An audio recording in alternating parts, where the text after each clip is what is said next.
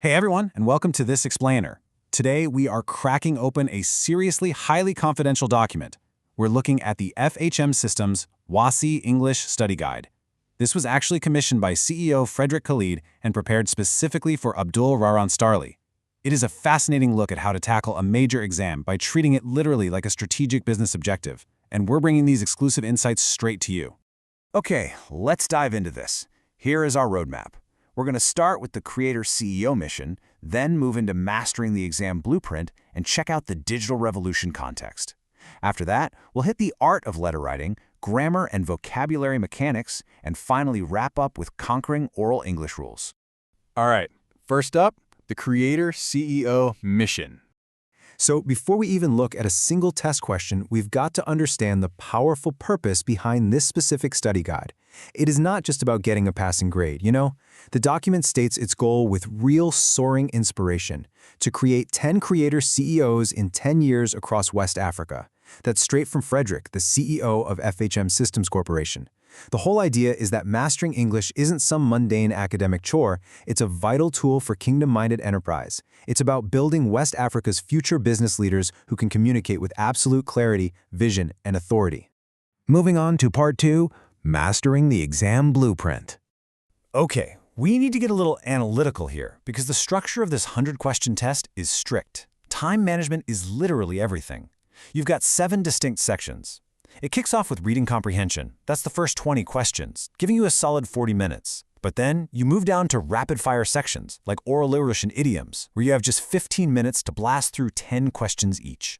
Your time management has to be mapped exactly to these specific allowances if you want to crush it. And this brilliantly illustrates that you don't need to be intimidated by the test. The 100 questions actually have an almost perfectly balanced difficulty mix: 36 easy, 33 medium, and 31 hard. It's designed to be totally fair, gradually challenging your proficiency as you push toward those top marks. But you've got to keep this one number in your head at all times: 180. The whole exam is a strict 180-minute single-sitting sprint. Now, if you stick to the time allocations we just talked about, you'll finish all the questions in 170 minutes. That leaves a crucial 10-minute review buffer that's built right into the FM strategy. So whatever you do, do not skip that review buffer. All right, Section 3, the digital revolution context. So Section A of the exam tests reading comprehension.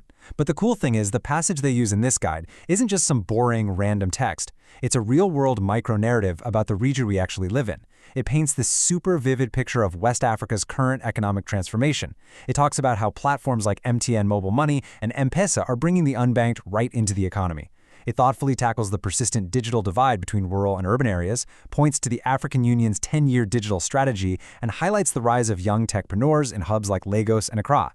It really ties beautifully back to Frederick's overarching mission of economic and social empowerment through technology.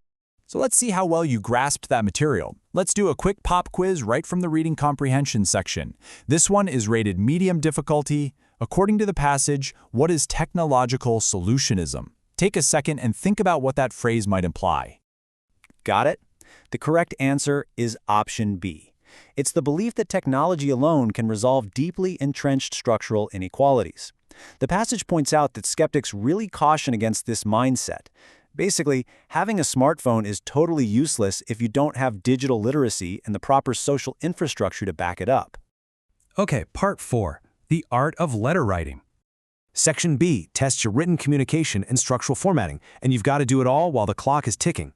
The guide looks closely at formatting rules, specifically contrasting formal and informal styles. A formal letter demands strict elements, right? The writer's address, the date, a clear subject heading, and sign-offs like yours faithfully.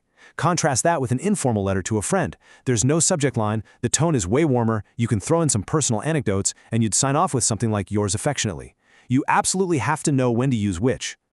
Let's try a hard-level question from this section.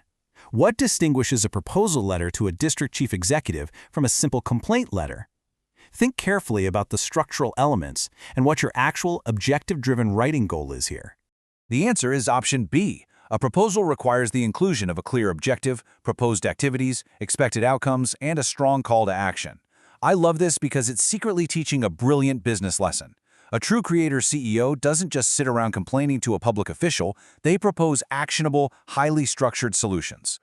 Moving right along to Section 5, Grammar and Vocabulary Mechanics. Found in Section C and D of the exam. This is all about the fundamental machinery of the English language. So let's get a little instructional for a minute. Here is question 49. It's a really tricky subject-verb agreement test, rated hard. Can you spot the error in this sentence? The committee have decided to postpone the meeting until further notice. Take a look. See the mistake? Yep, the error is the word have. Because the committee is acting as a single, unified body making a decision together, that collective noun takes a singular verb in standard British exam English. So it really should be the committee has decided. Mastering these little rules behind collective nouns is an absolutely crucial detail for scoring high in the WSCE. Let's throw out one more quick vocabulary test from the hard difficulty tier, just to keep you sharp. In the sentence, the judge's ruling was unequivocal. What does the word unequivocal actually mean? It means leaving no doubt, being perfectly clear and unambiguous. Now, what's really interesting about this concept is how that exact word describes the kind of clarity you need when writing your exam answers. Just like a CEO's directives, you want your responses to be entirely unequivocal. All right, our final section, Part 6, Conquering Oral English Rules. Section E zeroes in on phonetics and the rules of spoken communication. I'm going to challenge your phonetic awareness with this simple but super foundational question. It's rated easy. Which word has the same vowel sound as cat? Is it A, cake, B, bat, C, car, or D, cane? For sure, it's option B, bat. Now, I know that might seem overly simple on paper, but actually mastering these subtle vowel sound differences is absolutely foundational for clear oral communication. Whether you're pitching in a boardroom or negotiating a cross-border deal as a future professional, how you articulate your words matters immensely. Which brings us to a final, really provocative thought derived straight from the source text.